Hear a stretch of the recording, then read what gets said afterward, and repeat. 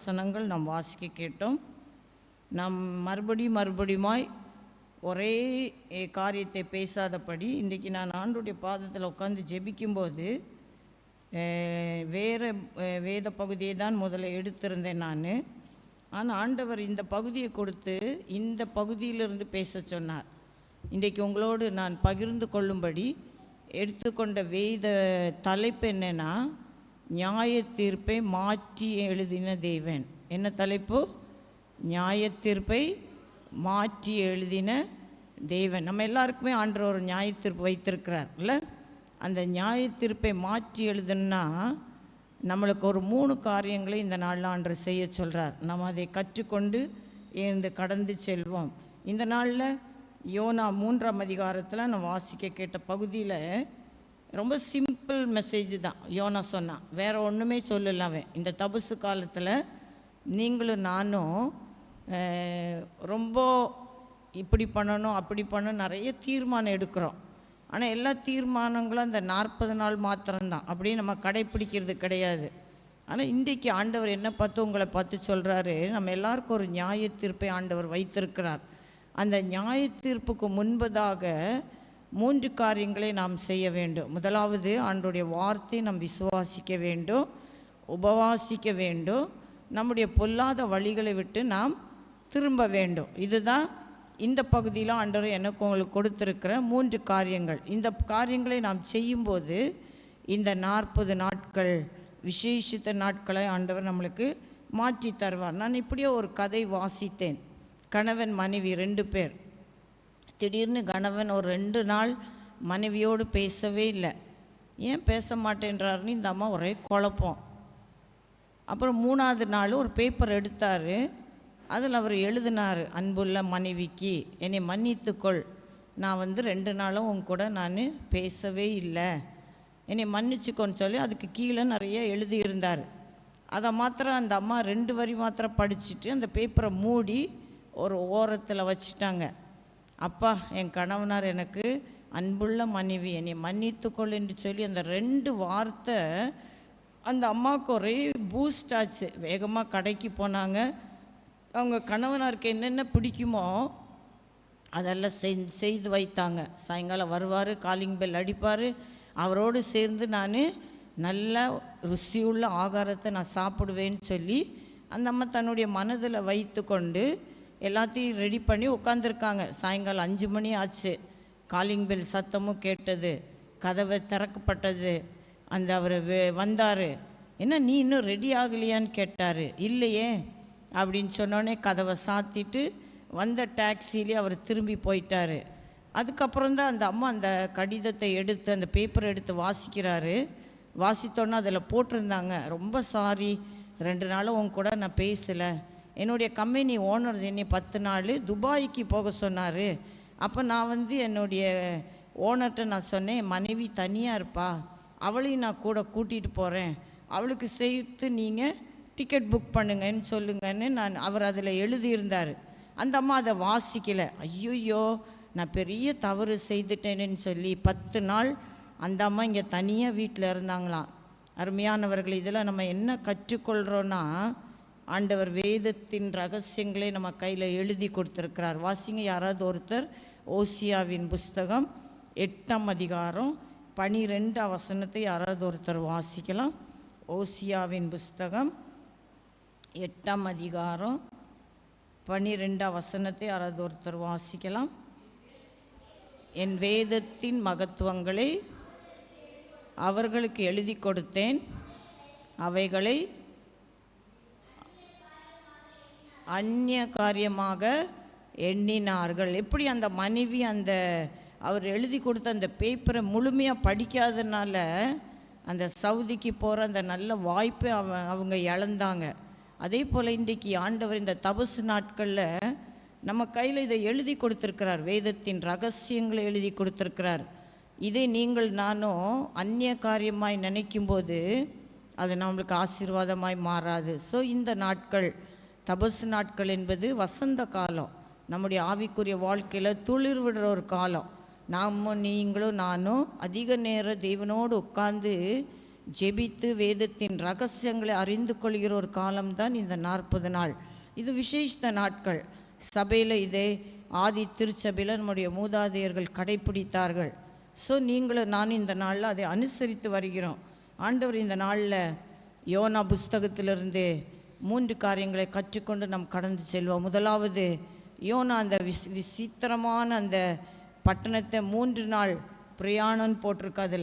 அதில் முதல் வசனம் சொல்லுது பாருங்கள், 2வது தர கர்த்தருடைய வார்த்தை யோனாக்கு உண்டாகி அவர், நீ எழுந்து மகா நகரமாகிய நினிவேக்கு போய் நான் உனக்கு கற்பிக்கும் வார்த்தை அதற்கு விரோதமாய் பிரசங்கி என்றார். சொல்கிறார். என்ன சொன்னார்னாலும் அங்கே போடலை, ஆனால் நீ போய் சொல்லு அப்படின்ட்டார். அவனும் போகிறான் பாருங்கள். 3ஆம் வசனம், யோனா எழுந்து கர்த்தருடைய வார்த்தையின்படி நினிவேக்கு போனான்.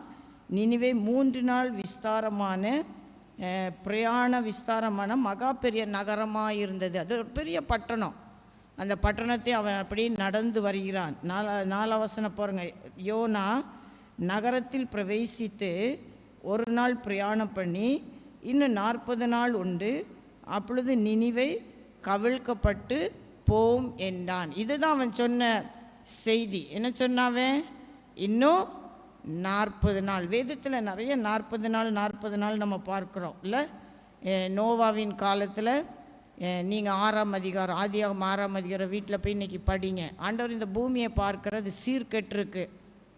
ஆண்டோடைய பார்வையில் பூமி மிகவும் கொடுமையால் நிறைந்திருக்கிறத பார்த்து நோவாட்ட சொன்னார், நான் இந்த பூமியை அழிக்க போகிறேன், நீ ஒரு பேழை உண்டு பண்ணுன்னு சொல்கிறார். அந்த பேழை தான் தேவாலயத்துக்குள்ளே நம்ம வந்து உட்காந்துருக்கிறோம். நாம் இந்த இடத்துல வரும்போது ஆண்டவர் வேதத்தின் ரகசியங்களை நமக்கு கற்றுக் கொடுக்கிறார். 2வது பார்க்குறோம், மோசே 40 நாள் சீனாய் மலையில் அந்த 10 கற்பனைகளை பெற்றுக்கொள்ளும்படி ஆண்டவரோடு அவர் 40 நாள் சஞ்சரித்திருன்னு பார்க்குறோம். ஸோ இன்றைக்கு நீங்கள் நானும் 40 நாள் நிறைய பேர் 40 நாள் நான் உபவாசம் இருப்பேன், 40 நாள் நான் பூ வைக்க மாட்டேன், 40 நாள் நான் டீ குடிக்க மாட்டேன், இதெல்லாம் பழைய பழக்கங்கள். ஆனால் இந்த இடத்துல யோனா சொன்ன ஒரே வார்த்தை, இன்னும் 40 நாள் உண்டு, நினிவே கவிழ்க்கப்பட்டு போம். இதுதான் அவன் சொன்ன செய்தி. ஆனால் அந்த மக்கள் பாருங்கள், இந்த செய்தியை கேட்ட உடனே 5ஆம் வசனம் பாருங்கள், அப்பொழுது நினிவேயில் உள்ள ஜனங்கள் தேவனை விசுவாசித்து உபவாசம் செய்யும்படி கூறினார்கள், பெரியோர் முதல் சிறியோர் மட்டும் ரெட்டுடுத்தி கொண்டார்கள். அல்லேலூயா. இந்த வேத வசனத்தை நீங்களும் நானும் கரெக்டாக வாசிக்கும்போது தான் அதோடைய அர்த்தத்தை நாம் பெற்றுக்கொள்ள முடியும்.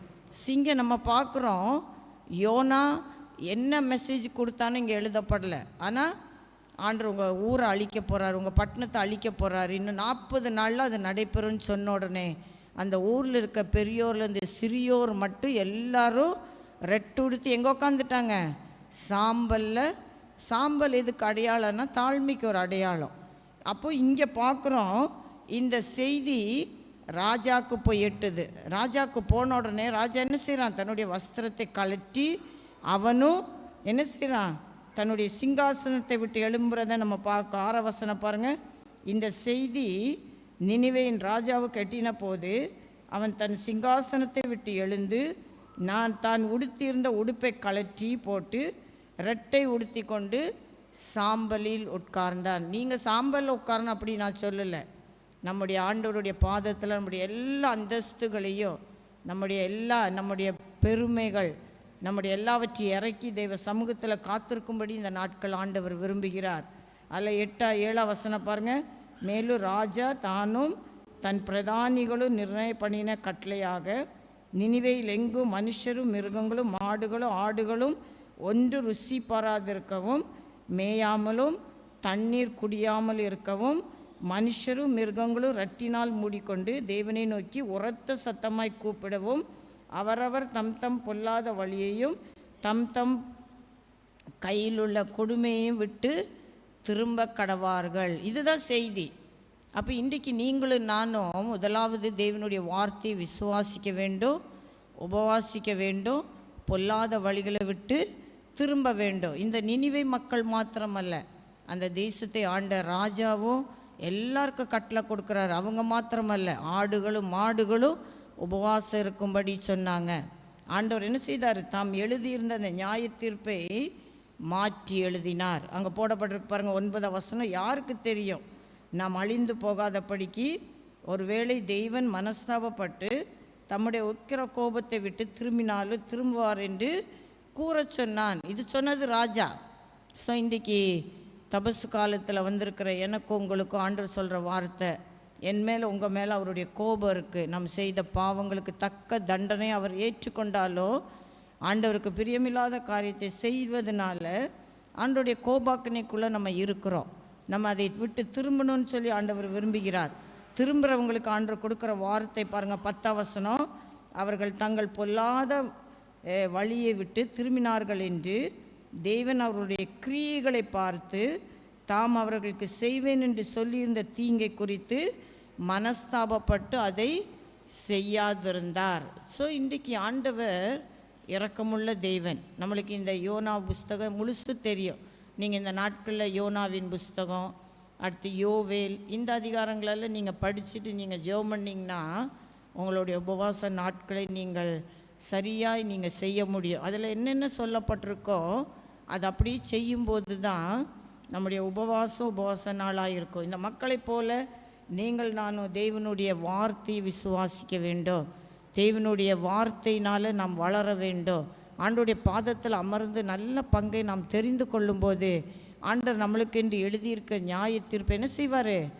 மாற்றி எழுதுவார். இது உங்களுக்கு மாற்றி எழுதுனது போல எனக்கும் உங்களுக்கு அவர் மாற்றி எழுத வல்லவராயிருக்கிறார். அந்த நிச்சயத்தோடு இன்றைக்கி ஆண்டவருடைய பந்தி நம்மளுக்கு ஆயத்தமாக்கப்பட்டிருக்கிறது. யாரெல்லாம் நீங்கள் நான் உபவாசிப்பேன்னு சொல்லி தீர்மானித்திருக்கிறீர்களோ எனக்கு தெரியாது. ஆனால் நீங்கள் இந்த பகுதியை திரும்ப திரும்ப வாசிங்க. ஆண்டவருக்கு எது பிரியம் இல்லையோ அதை நீங்கள் ஆண்டவருடைய கரத்தில் ஒப்பு கொடுத்து நீங்கள் அதை விட்டு விடும்போது ஆண்டவர் நம்மளுக்கு என்று எழுதியிருக்க நியாய தீர்ப்பை மாற்றி எழுத அவரால் முடியும். ஆனால் இந்த நாளில் வந்திருக்கிற எனக்கு உங்களுக்கு ஆண்டவர் கொடுக்குற வார்த்தை, அவர் நியாய தீர்ப்பை மாற்றி எழுதுகிற தேவன். நம்மளுக்கென்று என்ன அவர் எழுதியிருக்காரோ அதை ஏற்கனவே சிலுவையில் சுமந்து விட்டார். சுமந்து விட்டவராய் மாத்திரமல்ல, நம்மளும் ஆண்டவருடைய பாதத்தில் அமர்ந்து ஆண்டவரே என்னை ஏற்றுக்கொள்ளுங்க, என்னுடைய பாவத்தை மன்னிங்க, என்னால் இந்த கோவப்படாமல் இருக்க முடியல, என்னால் பொறாமையாக இருக்கிற இந்த பொறாமை என்னை விட்டு எடுத்து போடுங்க, என்கிட்ட சண்டை போடுற ஒரு குணம் இருக்குது, சண்டை போடுற குணத்தை எடுத்து போடுங்க. இப்படி நம்மளை நாமே பரிசோதித்து பொல்லாத வழிகளை விட்டு திரும்பும்போது தேவன் நம்மேல் மனஸ்தாபப்படுவார். யோனா 1ஆம் அதிகாரத்தில் நீங்கள் அந்த வசனத்தை வாசிங்க. யோனா 1 எடுத்துக்கொள்ளுங்கள். யோனாவின் புஸ்தகம். மாலுமி இதே வசனத்தை தான் திரும்ப திரும்ப சொல்கிறார். யோனாவின் புஸ்தகம் 1ஆம் அதிகாரம்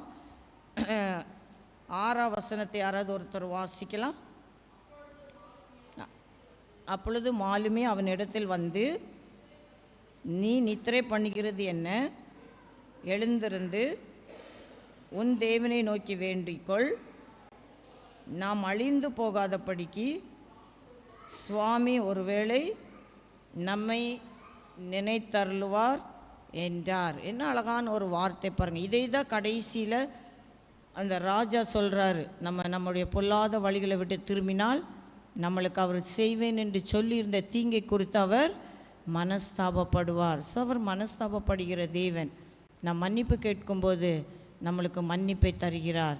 இந்த நல்ல நாளில், இந்த பரிசுத்தமான இந்த தபசு நாளில், இந்த இரவு நேரத்தில் ஆண்டவர் நம்மகிட்ட எதிர்பார்க்கிற காரியம் 3 காரியம். 1, ஆண்டவருடைய எச்சரிப்பின் வார்த்தை நாம் விசுவாசிக்க வேண்டும். 2வது, நாம் உபவாசித்து ஜெபித்து சில காரியங்களை ஆண்டவர் சொல்வார், இதை விட்டு விடுமான்னு சொல்வார். இது வேண்டாம், உனக்கு சொன்ன வேண்டான்னு போட்டுறணும். ஆண்டவர் சொல்லிட்டாருன்னா திரும்ப அதை எடுக்கக்கூடாது. அதை அப்படியே நீங்கள் விட்டுட்டிங்கன்னா எனக்கு உங்களுக்கு எழுதியிருந்த நியாய தீர்ப்பை அவர் மாற்றி எழுதுவார். 3வது சொல்கிறாரு, எப்படி அந்த நினிவேயில் இருக்கிற ராஜா முதற்கொண்டு மிருக ஜீவன்கள் வரைக்கும் தங்கள் பொல்லாத வழிகளை விட்டு திரும்பினார்கள் என்று போடப்பட்டிருக்கிறது. ஸோ இன்றைக்கு ஆண்டோடைய பார்வையில் நீங்கள் நான் பொல்லாதவர்கள். யோனா லூக்கா 1:11 சொல்லப்பட்டிருக்கு, பொல்லாதவர்களாகிய நீங்கள் உங்கள் பிள்ளைகளுக்கு நல்ல ஈவுகளை கொடுக்க அறிந்திருக்கும்போது பரலோகத்தில் இருக்க பிதாவானவர் தம்மை நோக்கி வேண்டிக் கொள்கிறவர்களுக்கு பரிசுத்த ஆவியை கொடுப்பது அதிக நிச்சயம் அல்லவா என்று எழுதி கொடுத்துருக்கிறாரு. எனக்கு உங்களுக்கு ஏற்கனவே ஆண்டவர் கொடுத்துருக்கிற பேர் என்னென்னா பொல்லாத பெற்றோராகிய நீங்கள், அப்படி தான் சொல்கிறாரு. உங்கள் பிள்ளைகளுக்கு நீங்கள் பாம்பை கேட்டால் என்ன கொடுக்க மாட்டீங்க, அப்பத்தை கேட்டால் பாம்பை கொடுப்பீங்களா கேட்குறாருல, மீனை கேட்டால் கல்லை கொடுப்பீங்களா? ஸோ இப்படிப்பட்ட தேவனை நாம் இந்த நாட்கள் அண்டிக் கொள்ளும்போது நம்மளுக்கென்று எழுதப்பட்ட அந்த நியாய தீர்ப்பை அவர் மாற்றி எழுத அவர் வல்லவராக இருக்கிறார். ஸோ கண்களை மூடி நாம் ஜெபம் செய்யலாம். அன்புள்ள ஆண்டவரே, இந்த நல்ல மாலை வேளைக்காக நன்றி செலுத்துகிறோம். இந்த நாளில் நீர் சொன்னீர் அப்பா, நீர் நியாய தீர்ப்பை மாற்றி எழுதுவேன் வாக்கு கொடுத்திருக்கிறீர். என்னிடத்தில் எங்களிடத்தில் உமக்கு பிரியமில்லாத எந்த காரியம் இருந்தாலும் அந்த நாளில் ரெட்டு ஒரு அடையாளமாக இருந்தது. இன்றைக்கு எல்லாரும் சாம்பல் பூசிக்கொள்கிறார்கள். ஆனால் நாங்கள் சாம்பல் பூசிக்கொள்ளலை. இயேசுவின் இரத்தத்தால் எங்களை நீர் கழுவி இருக்கிறீர். அந்த இரத்தம் எங்களை விடுதலை ஆக்கட்டும். இனி எந்தெந்த காரியத்தில் விடுதலை இல்லாமல் இருக்கிறோமோ இந்த நாட்களில் அந்தந்த காரியத்தில் எங்களை விடுதலை ஆக்கி எங்களுக்கென்று எழுதியிருக்கிற நியாய தீர்ப்பை மாற்றி எழுத நாங்கள் ஜெபிக்கிறோம். உம்முடைய பரிசுத்த கரத்தில் எங்களை ஒப்பு கொடுக்கிறோம். ஏசப்பா மூலம் வேண்டிக் கொள்கிறோம் பிதாவே, ஆமேன்.